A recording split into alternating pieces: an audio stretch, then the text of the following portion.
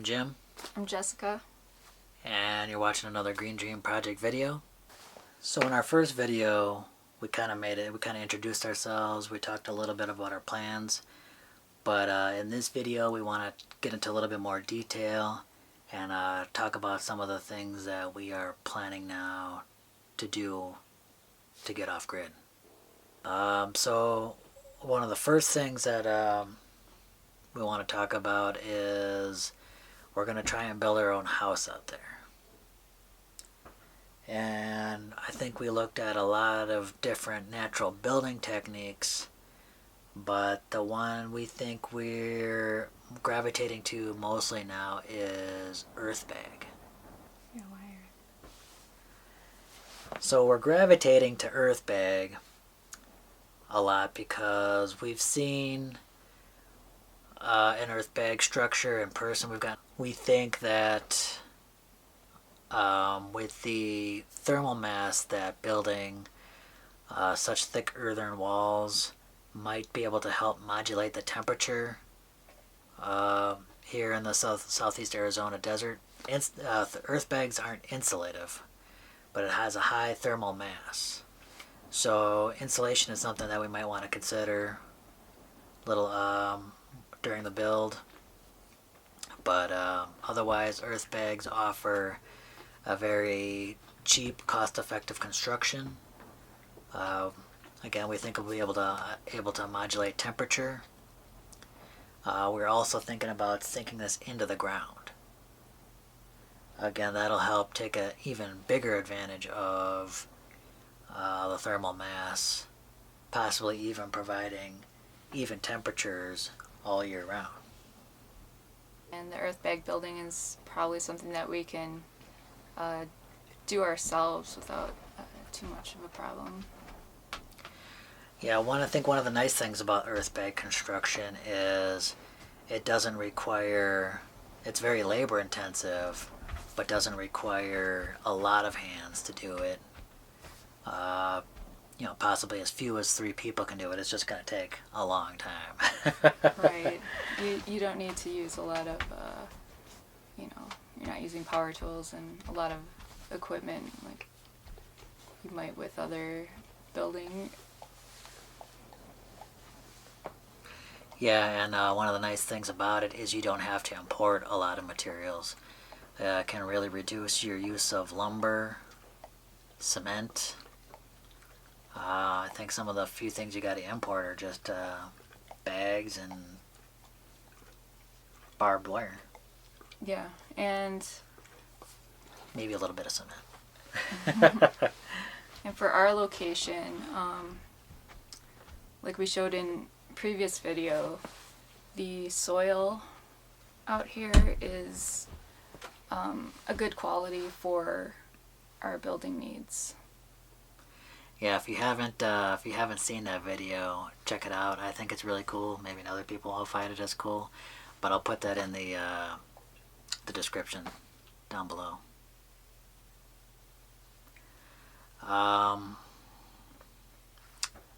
So another thing that we want to try and do it here, of course, water is very precious. One of the ways we want to reduce our water consumption is through humanure composting. We'd rather not have to install a large septic system. We might have to install some type of septic system because the county considers sink water black water. So I think in order to get around some possibly fines for not having anything, we're just probably going to put the smallest thing we can find and have them put that in the ground. But so since we're not using the septic, we're going to be using the composting our humanure. And some people find that probably pretty queasy, but you build your own composting toilet, build your own composting system, and with the thermophilic composting, you can just pretty much get rid of all the pathogens in the humanure and make absolutely great soil for growing trees or whatnot. It can probably even be used directly for food production, although some people get a little queasy about that, so we got to plan on where we're going to use that in the future. But I mean, it pretty much uses a fraction of the water that gets normally used for pretty much flushing our waste down to the city, you know, Yeah. or through a septic system. And it just makes a lot more sense for what we're doing. Yeah, I mean, turning our waste into something productive just ties along into, you know, another one of our goals out here, which is getting to like a zero waste. Waste in permaculture is basically resources that aren't being used. What we want to do is get to zero waste, meaning, you know, we're not putting out trash, we're using our manure. If everything has to be either used or recycled or reused. Mm-hmm. And that means limiting our, you know, hopefully eliminating our trips to the grocery store, so we're not getting all the packaged goods with like the plastic and paper or plastic bags to carry the groceries home in, yeah. Right. And in order to do that, we're going to have to be growing our own food. Growing our own food is going to be a very big part of what we are trying to do out there. Grow our own food for our needs, possibly even more so we can help maybe enrich some of the surrounding communities. And we've got a plan in place already, so we can even start growing our food once we get out there. And because we're growing our own food, that's going to mean particular dietary changes for us. Basically, we will be vegetarian. Not totally vegan. We are going to have animal systems in our design. Chickens, possibly goats. So we will probably have eggs in our diet, possibly dairy, but mainly vegetables, things that we're growing right from the soil. And although we're including animal systems in our design, and we might use animal products, also because I don't think anyone in our group could bring ourselves to slaughter any animals. But also, another reason why we are not going to slaughter any animals or use that for food is partially because of our gray water system. Since we are not using septic and we're using gray water, I feel that would just reduce any of the pathogens that can be caused by the meat production. I think it'll just make it a little bit easier on the gray water system, be less issues from the county if that's happening. Of course, growing our own food is going to require a lot of water. Water's been something that we've been thinking about for a while. We have plans to build our own, we have plans to catch rainwater and use that. One of the things we want to do right away is build our own cistern. We're going to try and look into building our own cistern out of ferro cement, which should be a pretty interesting project. And if we do it right, it can probably save us a lot of money over buying our own water tanks. Yeah. And plus we can customize it to the size and shape that we want, which is pretty cool. I think, do you want to talk about one of your ideas on how to store water right away? I had an idea of building a wall around our garden using the ferro cement and actually storing the water inside the wall. I mean, what a great way to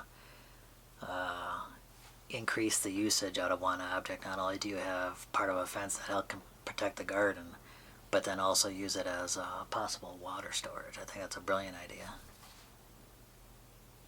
I mean, we're going to need a lot of water, I think, to get things established. And it seems like there's been growing concerns amongst the community here about how much less rain they've been getting since in the past. I mean, yesterday we went on this off-grid tour of some of the surrounding community, and this one gentleman was talking about how back in the monsoon season you could almost count on rain almost every day during some of those months, and now it's kind of hit or miss. So one of the ways in which we want to try and become self-sufficient is maybe we're looking into possibly putting in a well, which is a difficult decision for us since we really didn't want to do that at first. But it's always good to have redundancy in your systems. You don't want to rely on just one thing. So if we can utilize a rainwater system as well as groundwater, it might help us to, one, be a little bit more water secure, which is good, but then also help us to get things established. Because getting things like gardens established, food forests established, requires quite a bit of water. And then once you get these things established, we might be able to even pull back on using well water. And we won't go strictly with rainwater. We've seen that happen on quite a few sites, right? Right. And of course, we're going to be using other techniques to reduce the amount of water that we actually need. There is going to be a lot of thought into consideration in how we're irrigating, earthworks, and just trying to, I mean, one of the best ways to get and store water is right inside the soil itself. Also about the well water, of course that's not one of our first choices because drilling for well water can be imprecise. There's no guarantee that if they drill in there, you're gonna get hit water. So it's kind of a crapshoot. It's really why we wanted to try avoiding it. Plus, it's never a good idea to, just start pumping all kinds of water from the ground. There's been huge cracks, like further north, happening because they've been just drawing the water out of the ground so much for agricultural purposes and whatnot. But if you have plans to, let's say you're going to pump water out of the ground, if you can start recharging that by using earthworks and getting that rainwater to soak into the ground and start recharging that groundwater, I think that using well water isn't as big of a deal. Right. And gray water. Gray water. That's another big thing. So gray water is something we want to have set up before we even get down there. It's a consideration. So although we'll be using the human manure composting, which will eliminate a lot of water use, we still got to think where our shower water is going, as well as sink water. And so right now we have a plan to actually funnel water straight from the trailers into possibly a mulched reed bed. That would probably go into a mulch pit or some other. So it might funnel through a mulched reed bed system to kind of help clean up, purify that water, and then any excesses will drain off into probably another like mulch pit for tree growing. Mm-hmm. Growing some trees around there. Again, anytime you can like reuse, recycle some of these things instead of the water being used from the sink or shower just going off into a septic system, reuse that water, which is still fairly good, for productive purposes. And another thing we got going on, I know it seems like we got a lot on our plates. But we're gonna need a source of energy when we finally make that transition to being off grid, and I have to design a photovoltaic system. So I've been doing a lot of reading. I'm reading this book right here. So far that's had a lot of information. I also bought a book from the DIY Homestead channel. I'm going to get into that pretty soon, but basically I'm trying to get all the information I can to try and put together our own photovoltaic system so that we can have solar energy to power our trailers, power, any kind of electrical equipment out there for doing our builds. For our, one of the ideas I'm working on as a design for our photovoltaic system is to possibly mount the whole thing on a trailer to make it mobile. Because we're not 100% sure yet on some of our permanent structures are going to be, because we want to be living out there for a while before making any decisions on permanent structures.